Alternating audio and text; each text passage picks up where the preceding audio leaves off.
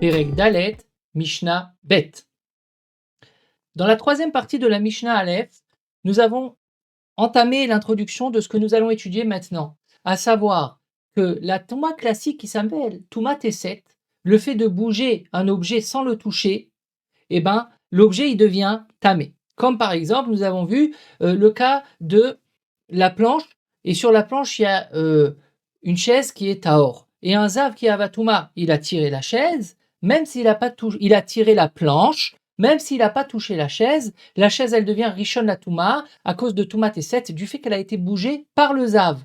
Mais il faut que ce bougement-là, que la chaise, il soit fait par la première force du zav, comme dans le cas que nous venons d'énoncer.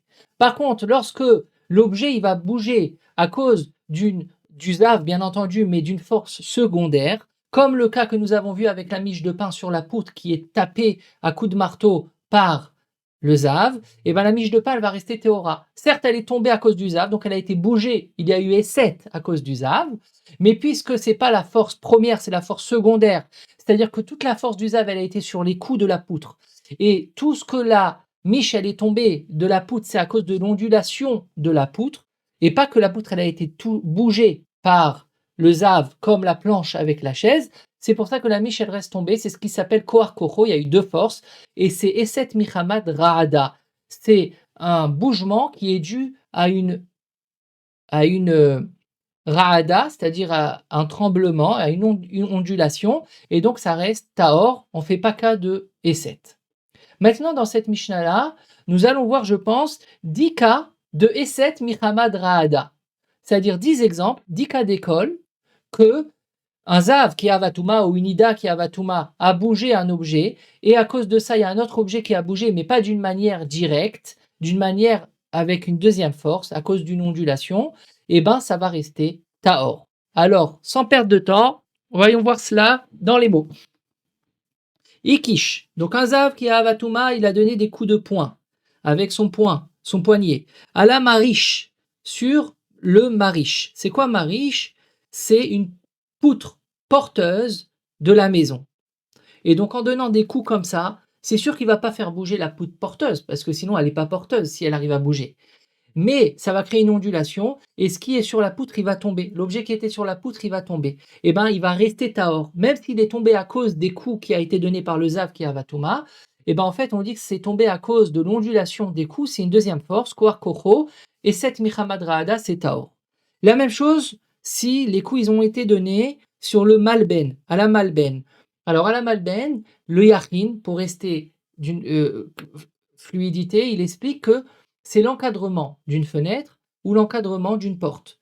Et là-bas, il y avait un objet, et le zav, il a donné des coups sur cet encadrement, ça a fait tomber l'objet, il reste à or parce que c'est Eset Michamad Raada, c'est Kohar Kocho, c'est deux forces, c'est pas la force première du zav. À la tsinor, sur le tsinor, donc comme son nom l'indique, un tsinor, c'est une gouttière, c'est un tuyau, en l'occurrence c'est une gouttière qui descend du toit au parterre dans le jardin pour faire irriguer toute l'eau des pluies qui tombent sur le toit. Et ça a fait tomber un objet qui était posé sur la gouttière, et malgré tout il va rester taor. Pourquoi? Parce que la gouttière elle est censée pas bouger, elle est bien aramée sur la maison, il y a des anneaux comme ça qui sont bien attachés, vissés, ça bouge pas, donc c'est que l'ondulation qui a créé que l'objet qui était sur la gouttière, il est tombé à cause du coup du zav. Véa la daf, maintenant. À la daf, c'est ni plus ni moins qu'une planche. Afalpi chez Ouasoui Bachavalim, mais c'est pas une planche qui est collée avec de la glu ou de la colle forte ou avec des vis et des clous. C'est une planche qui est collée, qui est attachée avec des cordes, donc comme des azikonymes de nos jours, des cordes qui attachent la planche sur le parterre ou sur un endroit de la maison. Il a donné des coups sur la planche et l'objet qui était sur la planche, il est tombé par terre. Donc c'est vrai que c'est pas attaché d'une manière comme du ciment ou comme un clou que c'est pas censé bouger du tout, mais c'est à zikonim là où cette corde, elle arrime très bien la planche et donc elle n'est pas censée bouger. Donc si c'est tombé, c'est à cause de l'ondulation et pas à cause de la force primaire du zav. C'est pour ça que ça reste à or. À la tanour. À la tanour, c'est les fours de l'époque. C'était des fours en argile qui étaient façonnés à même le sol, donc ça, c'était pas censé bouger. Ve'a l'ayam. Ayam, c'est pas la mer Méditerranée ou l'océan. Ayam, c'est une cuve quand on faisait les grains de riz, les grains de blé ou quoi, on en faisait de la farine, on les moudre, et ben, toute cette farine, elle devait tomber dans un réceptacle. Ça s'appelait le yam. Parce que le yam, c'est quelque chose de très grand, la mer, c'est infini. Donc la même chose, cette cuve-là, elle était très grande pour pouvoir contenir énormément de farine. Et donc, elle est aussi arrimée à même le sol, elle n'est pas censée bouger. Donc, s'il a tapé sur la cuve et il y avait un objet en haut de la cuve qui est tombé, cet objet il reste à or. On ne dit pas qu'il a été bougé Eset Azav, c'est Eset Michamad Raada et ça rend pas tamé. Avançons. Veal Istrubal. Alors, Istrubal, c'est un socle. Un socle qu'on utilisait pour mettre la meule dessus. Puisque la meule, elle était très lourde, pour pas abîmer le parterre ou quoi, ou s'il pleuvait, ça faisait de la boue dans le parterre, on utilisait un socle qui était solide, et sur ce socle, on mettait la meule. Ce socle-là, il n'était pas attaché, cimenté au sol, mais puisqu'il était lourd, il n'était pas censé bouger. Et c'est pour ça que s'il y avait un objet sur ce socle, et le Zav, il a donné des coups sur le socle et l'objet, il est tombé, l'objet, il reste tahor. Pourquoi? Parce que du fait que le socle, il n'est pas censé bouger, et ben, quand il a donné des coups, c'est l'ondulation qui a fait tomber l'objet. Et donc, ces deux kohot, kohar koho, c'est Eset Michamad Raada à cause d'un tremblement, et ça reste à or. Ve'ala chamor shel Richaim shel Yad. Alors, c'est quoi le chamor de Richaim shel Yad? C'est une meule pour moudre la farine, des céréales ou quoi.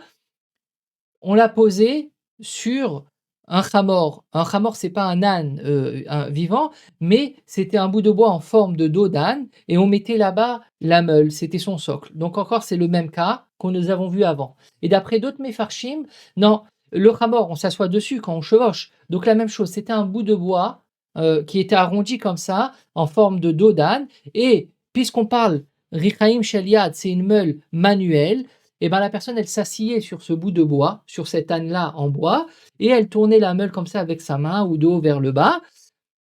Et il y avait un objet sur cet endroit-là, donc on va dire sur cette chaise qui était lourde. S'il a tapé et c'est tombé, ça reste à or, parce qu'il n'y a pas de essai direct. C'est un essai indirect, c'est à cause de l'ondulation.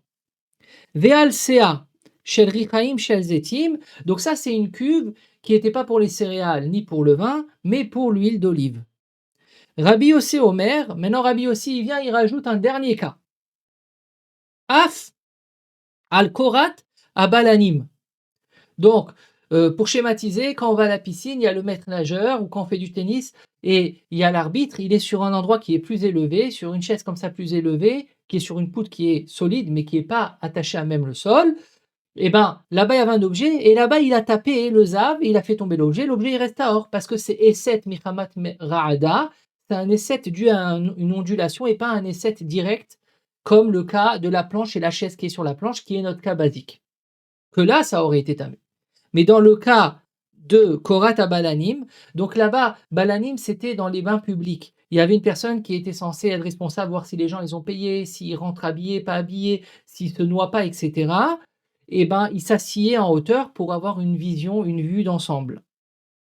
Donc Rabbi aussi rajoute aussi ce cas-là. Dans tous ces cas-là que nous avons énoncés, je vous ai déjà dit la halakha à chaque fois, la Mishnah nous dit Taor. Pourquoi? Parce que c'est pas un Eset direct, c'est pas Eset Azav, c'est Eset Azav Michamad Raada, c'est Koar Kocho, c'est de force, et donc ça reste Taor.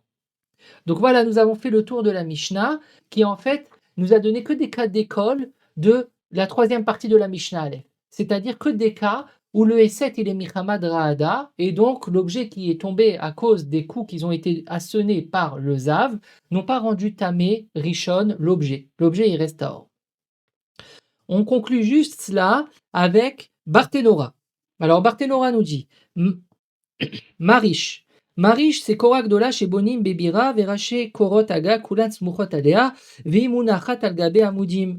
Alors lui, il explique, moi je ne vous ai pas donné l'explication de Barthénora, lui il dit que dans les petits hameaux, les petits villages, on utilisait une poutre centrale pour plusieurs villas, pour plusieurs maisons.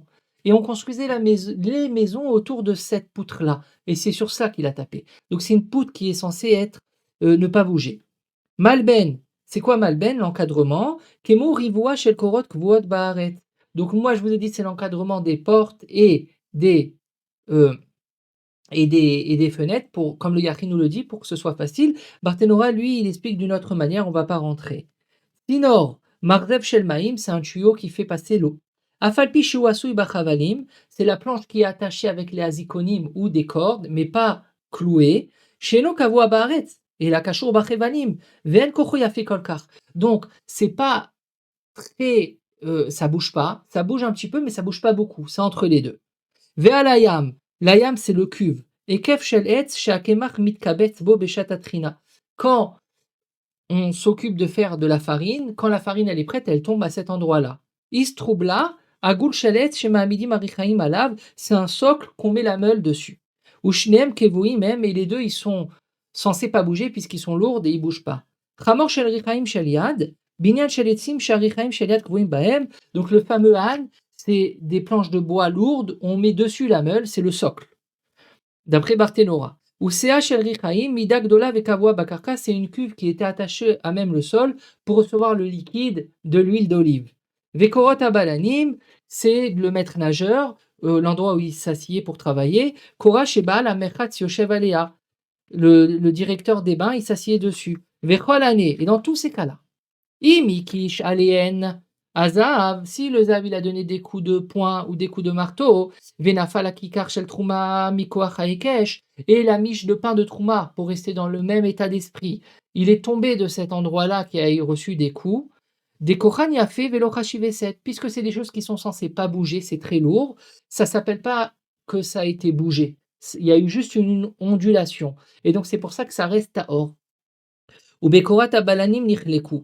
Il y a juste dans le dernier cas du maître nageur, la marloquette, est-ce que ça bouge ou pas, est-ce que c'est Tahor ou Tamé. Et Rabbi aussi, il a dit que c'est Tahor. Ve'en alachak et Rabbi aussi. Behemet, dans la chaise spéciale qui est au chef des bains, et ben si il a tapé dessus le zav et il a fait tomber, et ben on va dire que c'est Koach Rishon. Donc c'est une marloquette. En fait, la marloquette, elle est technique. Est-ce que c'était vraiment quelque chose qui n'est pas censé bouger? Donc c'est que l'ondulation qui a fait tomber. Ou non, ça peut bouger parce que des fois, il déplaçait sa chaise en fonction des gens qui venaient se baigner, s'il y avait beaucoup de monde, pas beaucoup de monde, au profond, au pas profond, etc. Donc ça bougeait. Donc en fait, c'est un peu comme la planche et la chaise qui est sur la planche. S'il a tapé dessus, d'après Tanakama, et il a fait tomber la miche de pain, dans ce dernier cas-là, ça sera tamé, parce que c'est Koach Rishon, c'est une première force. Mais nous, dans la Mishnah, on a vu que Rabbi aussi, mais Chachamim, il est cholek, et la halakha, il est comme Chachamim. Donc voilà, nous avons clôturé la Mishnah Bet du Perek Dalet.